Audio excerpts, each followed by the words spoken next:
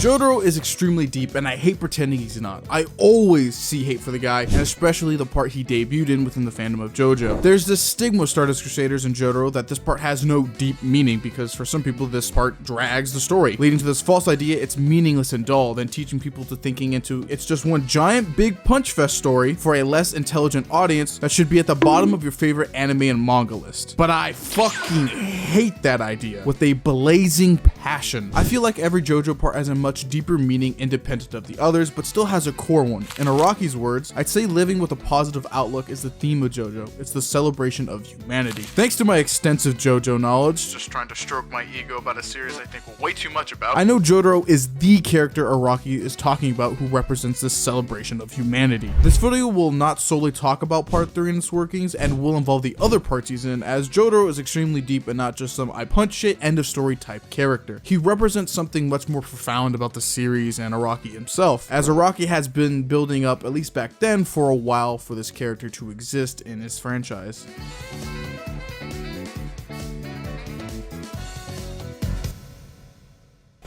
So how do I reach the ending of the video proving that Jotaro is not some wet hand towel of an MC? Well, we need to start at the beginning, and not the start of part 3, but the ending of part 1, Phantom Blood. You see, Araki wanted the main Jojo of part 3 to be Japanese and finish off the trilogy, as the original idea of Jojo's was supposed to be 3 parts: Phantom Blood, Battle Tendency, and Stardust Crusaders. But here's the kicker: he didn't want the conclusion of the Stone Mask Saga to be similar to anything at Shonen Jump at the time, so he would take inspirations from novels like Around the World in 80 Days, leading to the birth of the idea of the traveling group we see in Stardust Crusaders. That includes our new main Jojo, Jotaro Kujo. But the novel would not inspire Jotaro's character. The great American actor Clint Eastwood, who at the time was an icon in the film and TV industry, would. Clint played in some roles that my father would consider the greatest movies ever. Why lie? They are pretty raw. Dirty Harry, Unforgiven, The Outlaw Josie Wells, and the legendary Dollar Trilogy, one of, if not the most important Western film trilogies ever, if not the most important Western films. Araki had a lot to work with. Quote, Eastwood, who I loved and respect as an actor, served as the model for Jotaro. Jotaro's trademark pose where he points his finger was inspired by Eastwood pointing his .44 Magnum. That's why Jotaro seems a bit rougher compared to other Jump protagonists. Joseph might be a little bit easier to get into from a weekly Shonen Jump perspective, but Jotaro actually fits my image of a hero to a T. The quintessential action hero inspires Jotaro, the man with no name, a character archetype who's usually depicted as a gunslinger or some type of fictitious cowboy dealing out true justice in some Western themed environment. He's usually portrayed as the ultimate good in said story. The example I'll be using here is the Dollar Trilogy. While initially being 3 separate movies not linked to each other, years later though, through different media at the time, would connect all 3 movies. Clint's character has actually never been given a name. Nicknames are used instead, such as Blondie or Joe in later movies, which gave birth to the title we now know, The Man with No Name. The man in all 3 movies would play this ultimate good force for the audience to see, serving justice to the outlaws and the gangs that do evil. In all the Dollar movies, there is one big theme. The man with no name is the quintessential justice bringer, yet an unappreciated one. He does not do it for the attention of others. Some of the time. Remember, the 3 movies were not connected initially and had some errors between the 3, but for the most part, he does these actions because it's right. In his eyes, justice must be upheld no matter what, and Araki uses this for Jotaro, but goes even deeper with the character archetype. Quote, my image of a hero is that of a loner. Opposed to someone who does the right thing looking for compensation or attention from others, my idea of a hero is someone who is an unappreciated symbol of justice. There are many times where taking the correct path leads to loneliness. I also think heroes shouldn't be in the business of making friends. Jotaro goes on this journey while keeping his feelings bottled up inside because he's a lone hero. He doesn't want to celebrate in an over-top manner when he defeats an enemy. For him, a throwaway good grief is plenty. Quick off-screen comment.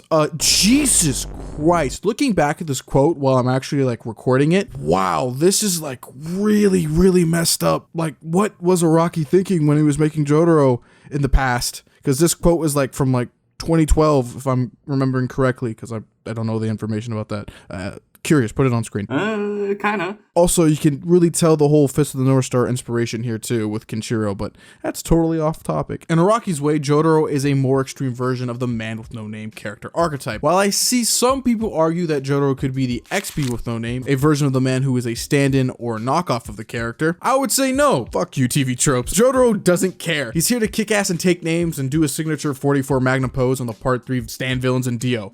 He is literally the character archetype of the man with no name, to a higher level. That's That's what he is. He's not a stand-in or a knockoff. He is trying to be something more. And previously speaking about Dio, who has now returned to kill the Joestar clan once and for all, it is setting up the quintessential ultimate good versus ultimate evil battle in Stardust Crusaders. But I'm getting totally ahead of myself. What about part 3 and Jotaro himself at the start of his story? Now, Jotaro's intro is unlike his predecessors, Jonathan and Joseph. While both come off extremely friendly or caring, our new protagonist definitely doesn't. Even though he's shown as a peaceful child in his mother's memories, this is quickly juxtaposed to his aura and look and current placement in Japanese jail and being mean to his loving mother, Holly Joestar. Jotaro's overall appearance is wild, filled with chains, belts, and all sorts of pins, including his signature hand pin on his hat that seemingly, thanks to Araki's artistic talent, blends into his hair. Definitely not a traditional Japanese schoolwear appearance of a 17-year-old, and it's definitely signaling Araki's intention to make him a rebellious delinquent and instead replicating the look that of a duster coat cowboys usually wear in the desert. Quote, "My original vision for Jotaro was him journeying," I cannot pronounce that word, I've tried several times now to actually do this, "through the desert while wearing a school uniform, and with that, fictitious and bizarre things would happen to him during his day-to-day life." After his intro panels, the reader is asked why Jotaro, a Joestar of all people, is in jail now. Well, that's because an evil spirit has now attached to him and is now bringing things, and because of that, he views himself as a problem. But why is the evil spirit a problem? Well, in a display of power, Jotaro, unconsciously, asks Star Platinum to pull the officer's gun out of its holster and shoot himself with it, catching the bullet mid-air. Whatever the evil spirit is, the officers clearly can't handle it. Enter Battle Tendency Pro Tag Joseph Joestar, Jotaro's grandfather, who brings Muhammad Avdol to introduce this part's new power system, and the power system of the series moving forward, the Stand, a quote from Joseph, "A powerful vision created by your own life energy, and since it stands next to you, it's called a stand." Joseph is so smart for coming up with that name. It is so good, and that's totally not sarcasm on my part. And a short fight breaks out between Jotaro and Avdol shortly after this. Still, since Joseph has no intention of harming Jotaro with Avdol's help, the conflict does not last longer than a few pages, but still the audience is still made aware of how Jotaro can control the stand pretty well. So, looking back into the past, at my first viewing of this, the idea of a delinquent Joestar with all these new stand powers really does grab my attention from the start of the series, as it is extremely distinct from Jonathan and Joseph. So I genuinely wondered where the story could go from here. What could be the thematic themes be for this part? Plot twist, Dio's back from his watery grave and the Joestar's destiny is to fight the living incarnation of evil. Also, he has Jonathan's body now. And now it's up to the Stardust Crusaders, or in verse called the Joestar group, because they're actually never called the Stardust Crusaders in the actual anime or manga, fun fact by the way, to beat Dio, a man who is said to be the ultimate evil. The man kills puppies. I don't need to say anything more, he kills puppies. So now it's time to set up his ultimate good, his lone hero in the battle between Jotaro versus Kakyoin. The first proper stand fight in JoJo is Jotaro versus Kakyoin. It's established that Jotaro, despite being quite popular with girls, is not fond of them and instead chooses this loner type of school life. This theme will continue throughout the rest of his life. Then all of a sudden this Kakyoin guy shows up by introducing himself by scraping Jotaro's knee so hard he fell down the stairs, and flash forward to the school nurse's office where he patches up his leg and Kakyoin pops up again, claiming to Jotaro that he's dead meat, and the stand fight actually truly commences now. The fight is pretty bare today compared to modern JoJo stand fights, but this shit was wild seeing for the first time. Two dudes fighting with ghosts, throwing hands, pulling them out of people in dark Araki fashion. Seeing Kakyoin shooting emeralds from their palms was the most bizarre thing compared to anything in previous parts. But the reason I bring up this fight for this video is because there's something that Jotaro monologues about that I think a lot of people forget or completely misread, that being his speech on evil. Only being 2 pages long, Jotaro says he can be a real big dickhead sometimes and a bit of a meanie, but to actually quote the man, quote, "Even a guy like me can spot evil when he sees it. Evil means to use the weak for your own gain and then stomp on them when it's over. And that's what you've done to this woman and a doctor. Even your stand gets to hide from the victim, the law, and the consequences. Therefore, I'll judge." Kakyoin then says winners are the ones who get to write history how they want. He then shoots the emerald splash, but Jotaro deflects it all in its beam glory, telling him how he'll be the winner and uphold justice. Then he grabs Hierophant Green's neck and beats his skull in with Star Platinum's fist, ending the fight and taking him in for questions. Brutal Jotaro. This sequence of events from start to finish is that of an old western film, with Jotaro Jotaro being the man with no name. If that monologue wasn't a dead giveaway, his actions of utterly destroying Kakyoin savagely to uphold justice shouldn't have been more obvious to that fact. From the start of Stardust Crusaders, Araki states that Jotaro is the justice bringer, the judge to all these evil stand users who commit nefarious acts to others in various ways. Since the law can't bring them down, the Joestar group, and especially Jotaro, will bring them to justice. Especially Dio, who now is endangering the life of Holly Joestar, his mother, because her gentle nature cannot handle her stand that has been brought out forward thanks to his awakening of his stand, which is now slowly killing her. Until now, the cool delinquent we know with an outer shell of no emotion other than annoyance shows the soft side for his mom. Seeing her life threatened, immediately takes action, forming the group with his grandfather, Avdol, the newly reformed Kakyoin, and soon to be Polnareff, and eventually Iggy. And they all set off to bring justice to the world that Dio has infected, as they are the only ones capable right now in the world to do it. The intro to Jotaro and the Stardust Crusaders is done masterfully. On my first read years ago, I understood that Jotaro, on a surface level interpretation, is the good guy to bring justice. But as I got older and started diving into the series' lore, history, and author notes, I've come to realize that Araki grand slammed his character introduction of Jotaro, which he planned for so long. Jotaro is the man with no name set on a blazing path of justice to make evil stand users accountable for their actions and to defeat the ultimate evil, Dio, who plagues the world and his family's fated history with him. Plus, he's a mama's boy and a bit of a softie deep down with a little bit of daddy issues. Much after the events of Stardust Crusaders, Jotaro and the group have explored the world, beating stand user after stand user, ranging from the mind control to the paid off to the plain just fucking evil. Steely Dan, Jay Guile, Whole Horse, Endul, Daniel J. Darby, all these stand users were people that needed to be judged and were done for the most part by Jotaro, the lone hero, with a few cases of the others doing the justice dealing. Most of, if not all of Stardust Crusaders never strays from the central theme of justice as its central idea, and it all comes to head within the Dio's World arc, the climax of the part. The ultimate evil versus the ultimate good fight weighs much more than just beating Dio. It's Araki making his final boss for the Joestar clan, creating the quintessential ultimate final battle for the ending of the Stone Mask saga. Quote, "I wanted to tackle how I represent the ultimate villain as depicted against a symbol of justice. How exactly would he fall into the role of villain? People always love to compare who's the strongest or who's cooler. Dio, the arch enemy of the Joestar family. Given that I was bringing back a character who had been at the bottom of the sea for a century, naturally he would have had to change during that time he was down there, his malice ever growing. I wanted to make Dio feel like the final boss." To add a little bit of context to this, Iggy and Avdol have been killed by Vanilla Ice, leaving Polnareff beaten, tired, and not that useful for now. Kakyoin has been sent to the afterlife by Dio's stand, the world in one shot, and Joseph is slowly dying after taking a knife to the neck from Dio himself, leaving Jotaro basically by himself to face off against the vampiric monster Dio, which contrasts with Dio's view on the fight.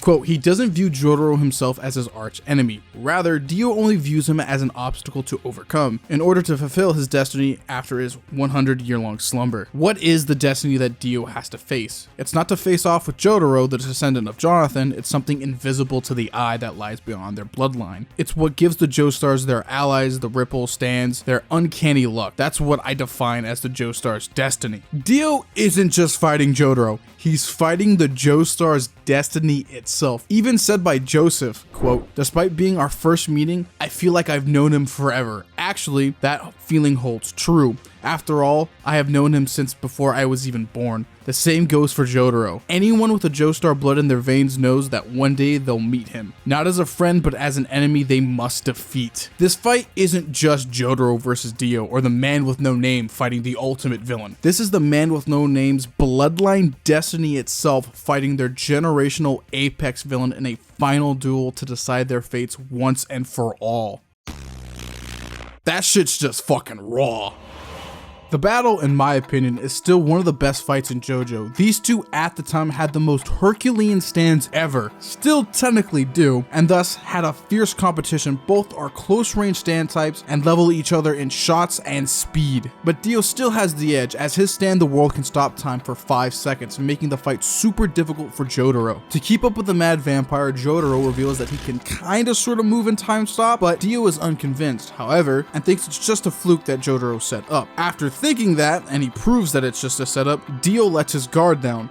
Then all of a sudden, Star Platinum appears out of nowhere and busts a hole straight through Dio's chest. Dio could only think to himself this: are they the same type of stand? Which marks the start of Dio's mental breakdown for the rest of the fight. This series of events could be a callback to the Fistful of Dollars Aim at the Heart scene, where the man with no name keeps on getting up after being shot by Ramon again and again and again, breaking him and making him wonder how this nobody is doing this to him. Similar to Jotaro, he was kind of pulling a trick on Ramon, as he did have a layer of armor on, kind of being like Kevlar or something, but it's just a sheet of metal. By the way, it's raw as fuck and probably one of my favorite scenes in all of film, by the way. I love it. I love Fistful of Dollars. Can you tell I'm a cowboy fan? While Jotaro was making Dio doubt himself, he was still in the losing side for the most part, until Polnareff distracts Dio, allowing Jotaro to land a direct blow to the head, making the vampire extremely disoriented. The Joestar bloodline has him on the run. But Dio fucking gigabrains the man and drinks the blood of Joseph Joestar by getting back to the alleyway where he kinda killed him, becoming awakened Dio. Ah shit, here we go again. Round 2, the final match has started. Jotaro is now back on the losing side, but that bottle that holds its rage is about to burst after seeing his grandfather die right in front of him. While that's going on, Dio's powers gets way more robust, and his time stop keeps getting longer by the minute. Dio would throw a whole ass road roller at Jotaro for the hell of it in frozen time, claiming that he has finally won by squishing him to death.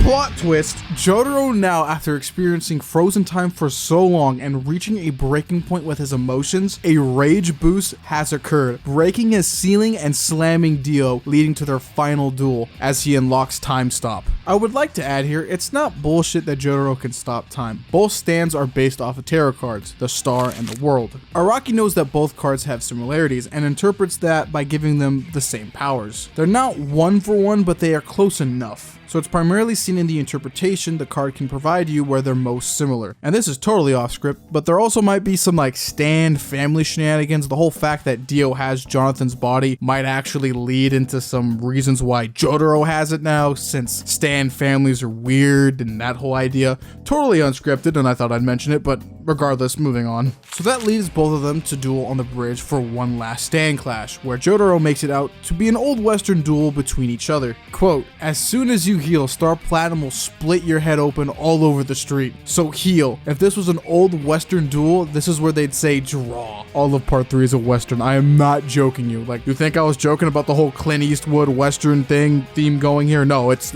real. It's mentioned in verse. Calling back to a Fistful of Dollars again, the man with no name challenges Ramon with his pistol against Ramon's rifle. This metaphorically could have inspired the fight between Star Platinum and the world, representing the pistol and the rifle. Funnily enough, both stands use gunshots for their sound effects, so it kind of works here too. Even in the end, when Dio tries to cheat Jotaro by getting him in the eyes then striking him, the man with no name blasts Dio with Star Platinum, making the old evil, the ultimate villain, Dio, vanish to dust, saving his grandfather and mom.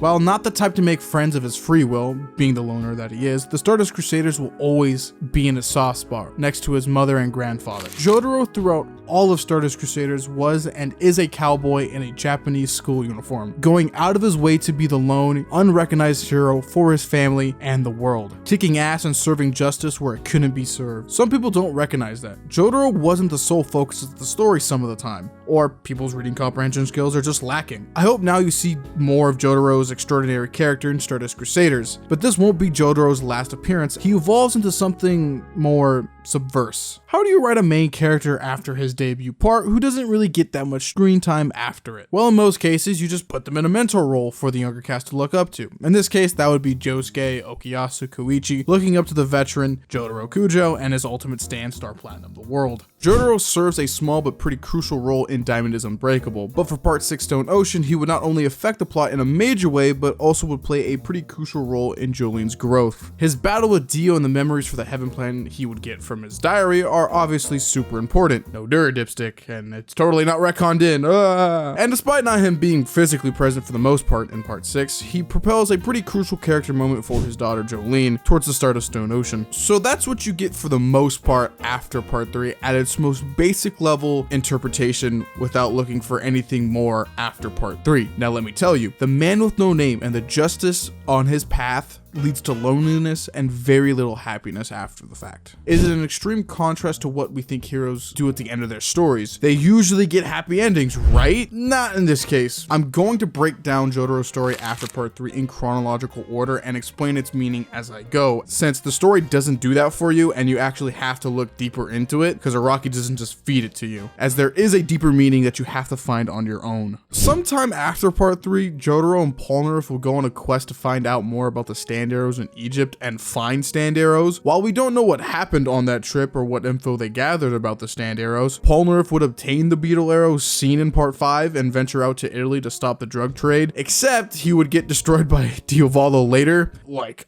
zoom in on these panels here. What happens to this man? He gets obliterated. How do you even survive that? And because of that, Jotaro would lose his only friend after part 3, never seeing him again after that point, meaning that Jotaro's only person he could relate to about his life is now gone, kind of forever, as now he's a turtle. So sometime after his bro trip with Polnareff, Jotaro would get married to an unnamed woman, Jolene's mother, around the age of 21. Now this has enormous implications for Jotaro's character moving on forward. We know that Jotaro rarely cares for other people, the few being the Stardust Crusaders, his grandfather, his mother, and eventually Jolene, and we'll talk about her later. Whoever this woman was, knowing the history of Jotaro's character and how Araki writes him, the only conclusion I can come to is that Jotaro genuinely did love his wife to some degree. Aw, the big guy found love. That's so cute. Another reason why I'm bringing this up is some fans just have this weird interpretation that Jotaro doesn't love his wife for some reason. I think this is just a fan misconception from the past, so that's why I brought it up. But the reason why he wouldn't see her or Jolene very much was probably due to his job as a marine explorer in part 4 or an oceanographer in part 6, or possibly due to some like stand shenanigans for the Speedwagon Foundation that he was doing, maybe. While feeding your family is noble,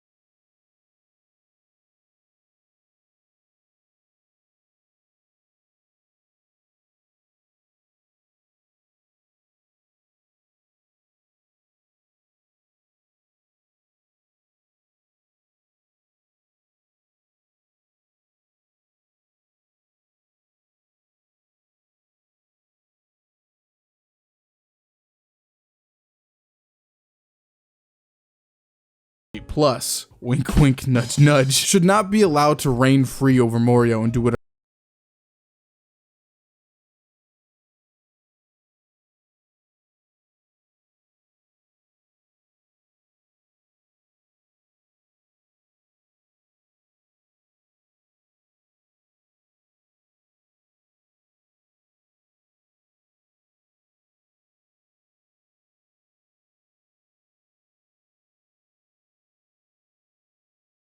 sounds like a very miserable life. After parts 4 and 5, we can assume now that Jotaro lives a separate life from his family as he has divorced his wife. Of his own accord, by the way. He does keep them away from his dangerous life, and this is a relatively neutral ending, until his daughter is set up to be incarcerated by Father Pucci, best friend to Dio and Jotaro's longtime enemy over 22 years ago. Using his gigabrain knowledge, Pucci of course knows that the Joestar clan is super protective, especially Jotaro to Jolene. Jotaro can already tell this is fishy, and for once in his life, he actually takes the initiative and gives her the piece of a stand arrow to unlock her latent potential for her safety, shortly arriving physically to help her and protect her, something he's never done before. A stand battle with Manhattan Transfer and Whitesnake, the stand of Pucci, would commence. Jotaro's initial goal here was just to free Jolene, but would ultimately fail due to Whitesnake's potent ability to take away stands and the user's memory, falling into Pucci's trap. In Jotaro's fading consciousness, he says to Jolene, "I always cared about you." What makes this so great is seeing how Jolene reacts to this. For all of her life, Jotaro, in her mind, was some deadbeat who only likes fish, but now reveals to her the world of stands and what he had experienced over the last 23 years, at least metaphorically. Also, I would like to add here, the fact that he said this verbally to her implies a lot, because he also rarely ever speaks his feelings out. So this is a pretty crucial moment in everything. This indicates that he genuinely is a good father who was always looking out for her. And of course he was. The man with no name. She finally understands the context of his absence. Jolene then vows to find his stand, his memory, and beat Poochie once and for all, which eventually becomes the plot of part 6, which eventually evolves into and leads into the gang trying to prevent the Heaven Plan shown in Jotaro's memory after reading Dio's diary at the end of part 3. I like this a lot, and I wish people saw and took the time to analyze it. Jotaro goes through this 23-year-long battle protecting many